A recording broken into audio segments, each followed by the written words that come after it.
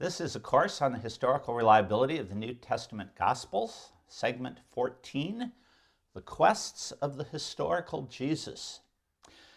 This is not a series entirely or even primarily devoted to the historical Jesus, but an important question to ask after 13 lessons building up to the conviction that, at least in their broad main contours, the portrait of Jesus of the Scriptures can be trusted.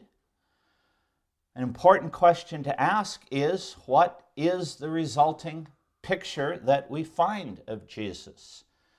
The quest of the historical Jesus is not unrelated to the issue of the historical reliability of the Gospels. For those who find only a small portion of the Gospels reliable, their picture of Jesus that results from those limited sections of the Gospels will be, by nature, somewhat different than those who accept most or all of the details of the Gospels, which will be different still from those who accept parts of the canonical Gospels and parts of the apocryphal and or Gnostic Gospels. When we talk about the quest of the historical Jesus, we are really talking about multiple quests. Commentators today, reviewing the last 200 plus years, the period of modern biblical criticism, regularly refer to a proliferation of studies in the 1800s, particularly in Germany, to a lesser degree in France and England, and in the later part of the century, somewhat in America, as what from our perspective now is the first or old liberal quest of the historical Jesus.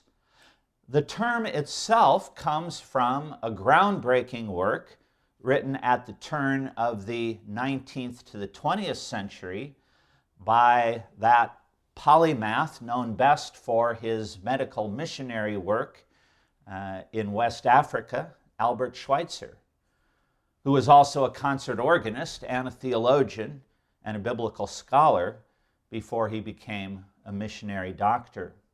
Schweitzer wrote a book translated into English as The Quest of the Historical Jesus, and pointed out in meticulous detail all of the different approaches in the 19th century that wound up recreating a Jesus largely in the philosophical image of the school of thought that birthed that particular kind of research. Those who did not believe in the supernatural found a rationalistic Jesus that could be spoken of entirely in human terms. Those who believed that the Gospels contained a lot of mythology likened Jesus to the divine heroes of the Greek and Roman world. Those who found him as a popular but tragic figure, martyred because people misunderstood what really was a compelling picture of preaching the fatherhood of God and the brotherhood of humankind, fell into an ancient philosophical movement known as Romanticism, shaded over into a movement that emphasized social progress, and on and on. The old quest, as summarized by Albert Schweitzer, was also decisively debunked by him. And Schweitzer's own portrait, emerging from the canonical texts, was that Jesus was an apocalyptic prophet believing in the imminent end of the world, believing that his ministry would usher it in. As it became clear to him that his ministry was being rejected by the authorities and that he would probably be executed, he shifted gears and was convinced that that martyrdom would usher in the fullness of the kingdom. But with 20/20 hindsight, we can see that he was wrong. Not many people have followed Schweitzer's own interpretation of Jesus, but most historians believe that he very incisively evaluated the state of 19th century scholarship. The dominant name, the towering figure of the first half of the 20th century, especially on the European continent, in historical Jesus studies, was a man named Rudolf Bultmann, who at one point made the extreme statement that all we could know about Jesus was that he existed. Although he retracted that in other works and accepted perhaps about 20% of the information we find in the canonical Gospels. But Rudolf Bultmann and several generations of students in German universities, particularly Marburg, where he taught for many years, although they did not entirely neglect searching for the historical Jesus compared to other periods, as one schematizes history, one can refer to them as the period of no real serious detailed quest. After World War II, two of Bultmann's former doctoral students, now distinguished scholars in their own right, Ernst Käsemann and the American James Robinson, both gave lectures that turned into short books that used the title, The New Quest of the Historical Jesus. The new questers, later names that should be added, would include Günther Bornkamm and Willy Marxsen and others, were not as skeptical as Bultmann, particularly with respect to the sayings of Jesus. In the Synoptic Gospels, at least, they believed a fair amount of Jesus' teaching, his agenda, as it were, could be recovered. They recognized a transcendent and sovereign dimension that suggested something more than certainly a conventional first century Jewish rabbi, though they stopped short of making explicit claims for Jesus' deity. Much of this movement, birthed in Germany as it was not long after the fall of the Nazi regime, still, at least tacitly, imbibed a fair amount of anti-Semitism to the extent that Jesus was not portrayed as deeply enmeshed or embedded in Judaism. Of course, he was acknowledged ethnically to be Jewish, but the differences between his teaching and Judaism were highly stressed. Building on some of Bultmann's own initial work, various criteria for authenticity, for determining on historical grounds alone what most probably out of everything in the Gospels went back to bedrock history, did not require presupposing Christian faith,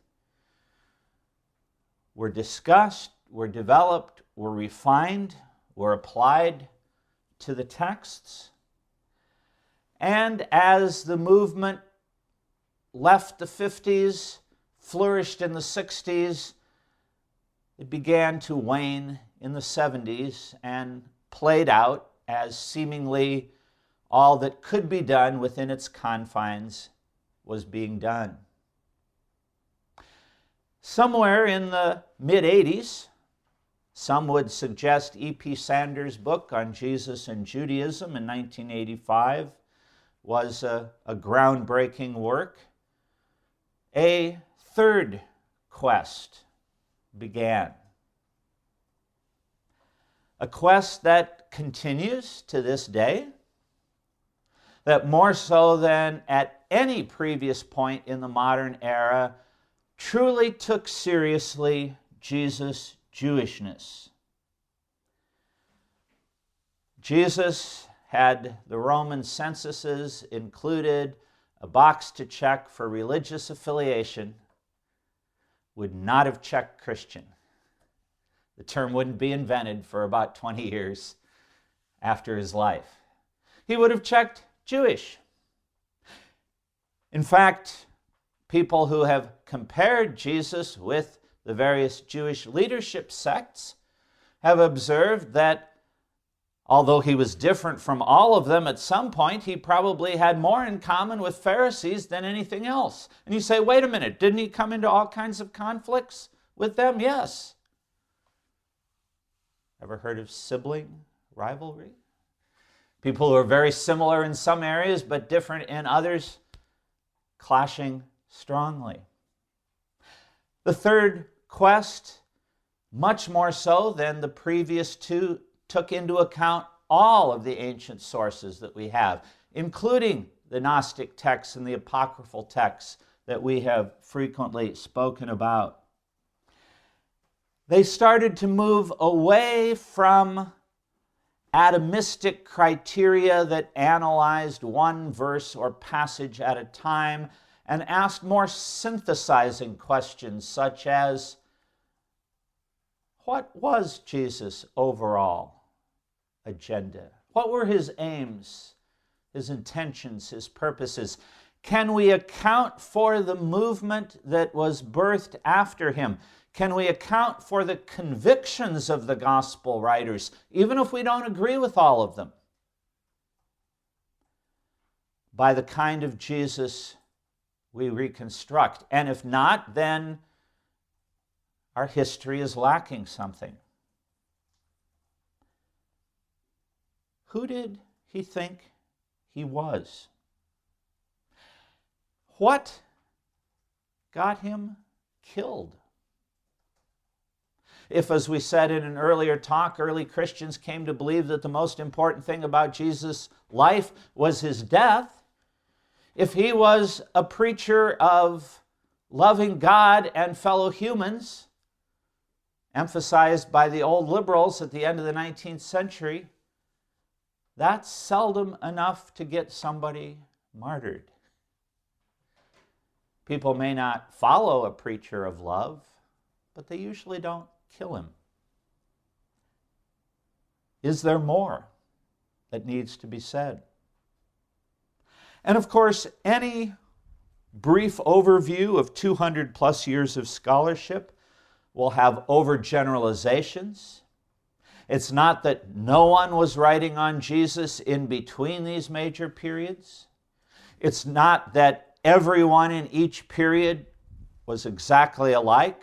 In the 1990s, well into the period of the Third Quest, a group of scholars known as the Jesus Seminar reverted to methods of the New Quest and reverted to criteria of the days of Rudolf Bultmann in order to very atomistically vote on every single segment of the gospel tradition and then color it in their publications, red, pink, gray, or black, depending on the probability they thought it had of being authentic. It was an older phase of scholarship, anachronistically infecting the Third Quest. But despite problems with this schematization, it works as a basic overview. So where has it gotten us? At first blush, it has gotten us to a huge diversity of opinion. Ben Witherington, in a book that has gone through 2 editions, first published in the mid-1990s, has created a classification, a taxonomy of approaches to Jesus based on whether his actions are seen as primarily driving his agenda or whether his teachings are seen as primarily driving it, recognizing that in almost every one of these portraits there are elements of each. The following schema is slightly revised from Witherington's, sometimes using his titles, sometimes I have modified them slightly, but he is certainly the driving inspiration behind this classification. Among those who have prioritized Jesus' deeds are those like E.P. Sanders himself and several other scholars since that have focused on Jesus as a prophet, predicting the destruction of the temple and the end of this age of human history as we know it. Eschatology is the study of the end times, hence an eschatological prophet. And noticed how much of Jesus' agenda is driven by his recognition that he must die and that his death will have some kind of sacrificial function, like the temple was a place of sacrifice for the forgiveness of sins. Was Jesus personifying a new temple? Marcus Borg is a representative of another group of scholars who have likened Jesus to what we might call a charismatic holy man.